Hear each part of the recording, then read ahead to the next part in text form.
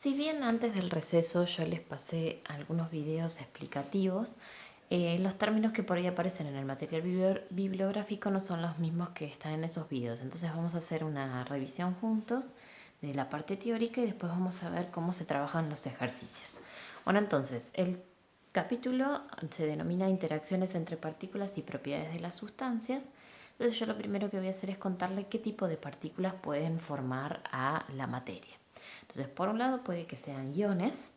En este caso recuerden que los iones existían los de carga positiva o cationes y los de carga negativa o aniones, y que para que se haya formado cualquiera de estas dos partículas es necesario que haya transferencia de electrones entre átomos. Entonces, ¿por qué hay interacción entre cationes y aniones? Bueno, básicamente por tener carga eléctrica opuesta. Como vimos el año pasado, hay fuerzas de atracción entre ellos. Por ejemplo, en la sal de mesa, denominada cloruro de sodio, donde el sodio es un catión y el cloro está en forma de anión, los iones se van atrayendo de manera tal de que van formando una red o un cristal, y un sodio atrae por justamente fuerzas electrostáticas a un anión cloruro, y ese atrae a otro sodio, y a su vez estos sodios atraen a otro cloro, y así se va formando en el espacio un cubo perfecto, que esa es la forma geométrica que tiene el cristal del cloruro de sodio en el espacio. Nosotros, en realidad, cada cristal de cada compuesto iónico diferente tiene una forma geométrica distinta en el espacio. Y vencer estas fuerzas electrostáticas que hay entre estos iones, o sea, esto que se generó acá y que mantiene unido a este cristal, requiere de mucha energía. O sea, para que yo pueda vencer estas fuerzas de atracción, debo de entregar mucha energía, por ejemplo, en forma de calor. Por esta razón, algunas de las propiedades de las sustancias que nosotros vamos a analizar, como el punto de fusión y ebullición, en el caso de las sustancias iónicas son muy elevados, porque se requiere mucha energía para poder vencer las fuerzas de atracción. También vamos a hablar, además del punto de fusión y de ebullición, de la solubilidad. Bueno, les voy a explicar un poquito mejor por qué los compuestos iónicos en su mayoría son solubles en agua, pero por ejemplo no en el aceite.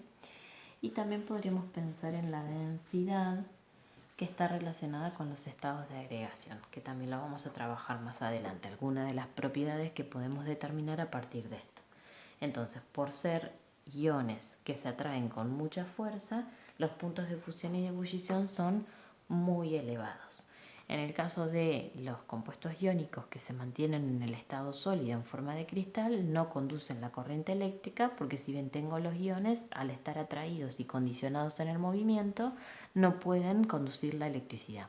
Ahora, si yo lo fundo, si a la sal de mesa la logro transformar al estado líquido, lo cual me requiere casi 1200 grados centígrados, en ese caso sí podría conducir la corriente eléctrica, ya que los iones tienen mayor libertad y pueden moverse. Otra de las partículas que pueden formar a mis sustancias pueden ser átomos. Por ejemplo, átomos de no metales como el carbono, en el estado en el cual se atraen directamente covalentemente y forman, por ejemplo, en el caso del carbono, el diamante o el grafito, que es lo que tenemos en la mina del lápiz. O bien pueden ser átomos de metales los que se encuentran atraídos y me forman un sólido de cualquier metal, como por ejemplo el cobre, que lo analizamos bastante el año pasado porque forma los cables. Bueno, en este caso las uniones entre átomos, recuerden que siempre son muy intensas, son muy fuertes. Si yo quiero vencer ya sea uniones covalentes entre átomos de no metales o uniones de átomos de metales, eso requiere de mucha energía, o sea que también los puntos de fusión y de ebullición de estas sustancias son elevados. No tienen la capacidad generalmente de disolverse en otras sustancias, y como la mayoría son sólidos, sus densidades son altas. Ahora, ¿qué pasa si yo tengo moléculas conformando a mi sustancia? ¿Qué quiere decir que hay una molécula? Que tengo átomos unidos por enlaces covalentes. O sea que lo que vamos a hablar es de estructuras que son más grandes que los átomos, donde ya hay entonces conjuntos de átomos unidos entre sí. Bueno, entonces las moléculas se pueden enlazar o se pueden unir por fuerzas de diferente intensidad. Las menos intensas son las denominadas fuerzas de London. En intensidad le seguirían las uniones dipolo-dipolo. Y por último, existe una fuerza más intensa o de mayor magnitud que se llama puente de hidrógeno.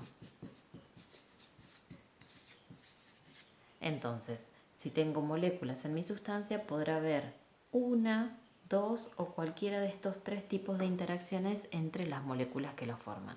Y para poder determinarlo, que ahora lo vamos a ver un poquito mejor, es necesario aplicar todo lo que vimos en el tema anterior. O sea, para poder definir qué tipos de enlaces hay entre las moléculas que forman a mi sustancia, necesito saber, por ejemplo, si la molécula es polar o no polar, para poder definir entonces las interacciones entre ellas.